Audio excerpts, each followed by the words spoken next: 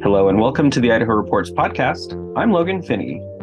As this journalist wrote to start her story, rising land values affect more than just housing prices in Idaho. Joining us this week is senior reporter Margaret Carmel from Boise Dev to talk about how rising land values affect specifically the right-of-way for highway projects at the Idaho Transportation Department. Margaret, thanks for joining us. Yeah, thanks for having me.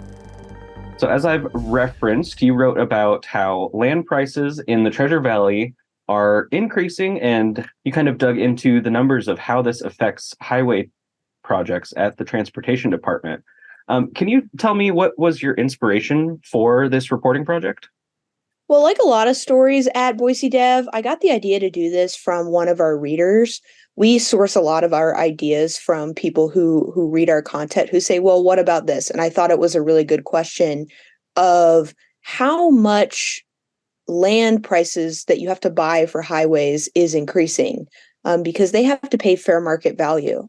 And as fair market value has gone up, particularly in the Treasure Valley, that's got to be hitting our government as well. And when we say right of way, that can be kind of a confusing term, but really what we're talking about is the land on the sides of the roads that needs to be used for, that can be used to widen a road or add sidewalk or street lights or any of those sorts of things. Because whenever you widen a road, you need that land, and that's the land we're talking about here.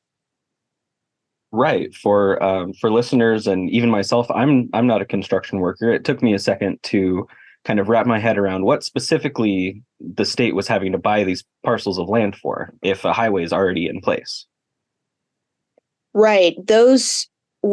Depending on the project, especially if you're widening a highway, which tend to have a lot of infrastructure, they might have interchanges, or they might have to take some land, like chunks of a parking lot from an existing business if you're in an urban area or something like that. It can get expensive to buy the land to blow out a road to 2 or 3 extra lanes. That's quite a lot of land acquisition.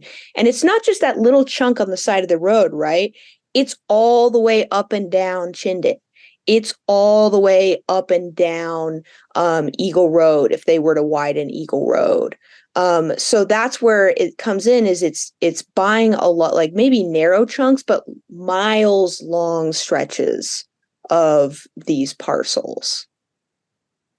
And so as you got your hands on some of the numbers from ITD, what were some of your findings in this story? Yeah, we've definitely seen a pretty big increase in how much this land is going for. And just to put this in perspective, the agency spent $20 million over the past year to buy property to widen Chinden. I mean, so this is not an insignificant expense for the state to obtain this land, which is another reason why we get into the debate about like if widening roads is always the right option, because it is so expensive. So if we look at the numbers, on average, if you look at the Chinden widening corridor and the new Highway 16 corridor in Western Meridian and Ada County, the average in September 2019 to buy an acre was $88,000. It is now in 2023, $189,000 on average for an acre. So that appreciated $100,000 in that time period. And were you able to find out what sort of effect this has on ITD's planning process, on its larger budget? What sort of information did you get from them, kind of qualitative rather than quantitative? Right. I talked to them and they said that's actually really not causing that much of an impact because they plan on a 7-year cycle.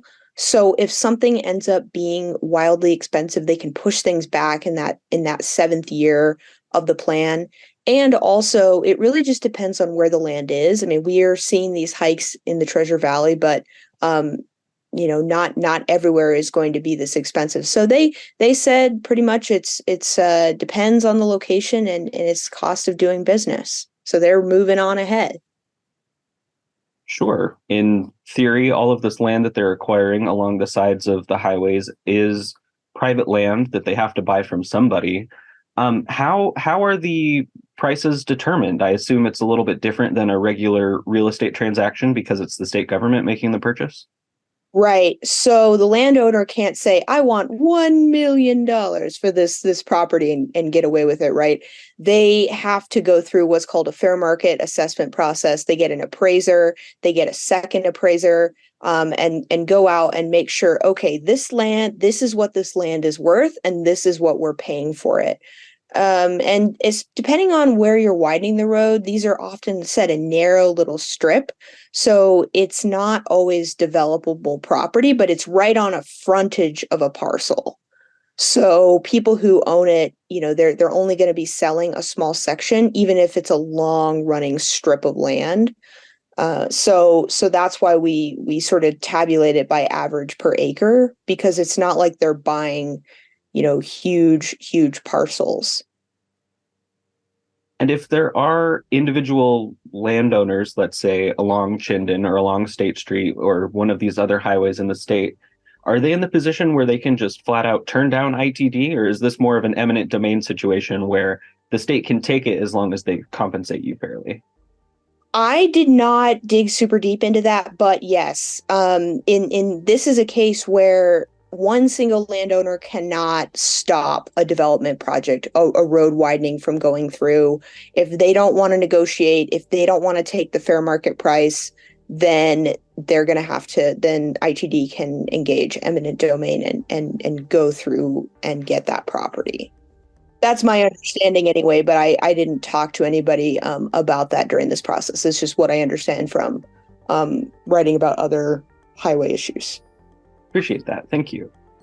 And so as these land prices generally are increasing, we talked about how it hasn't had much of an effect on ITD's planning process, but what about the bill at the end of the day for the taxpayers? Did you have any discussion about that with them?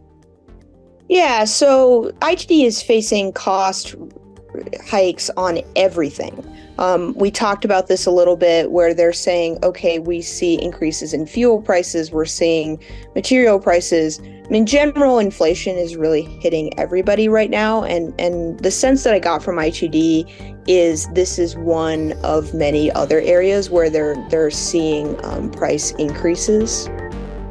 All right. Well, thanks for coming on the podcast to talk about your story, Margaret. And if our listeners are interested in finding out more, they can find it at boisedev.com. Thank you so much.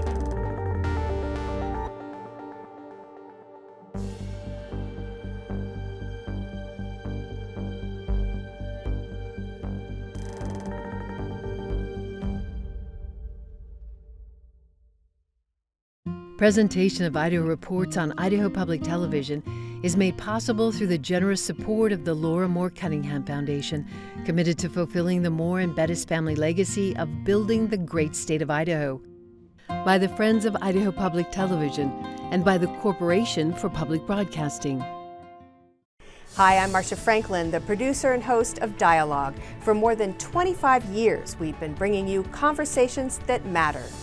More than 150 of those conversations are with writers, and now you can take them with you wherever you go, while you're walking, around the house, or in the car. Just search for Dialogue with Marcia Franklin on Apple Podcasts and other podcast platforms, and remember to subscribe so that new shows download automatically. Enjoy.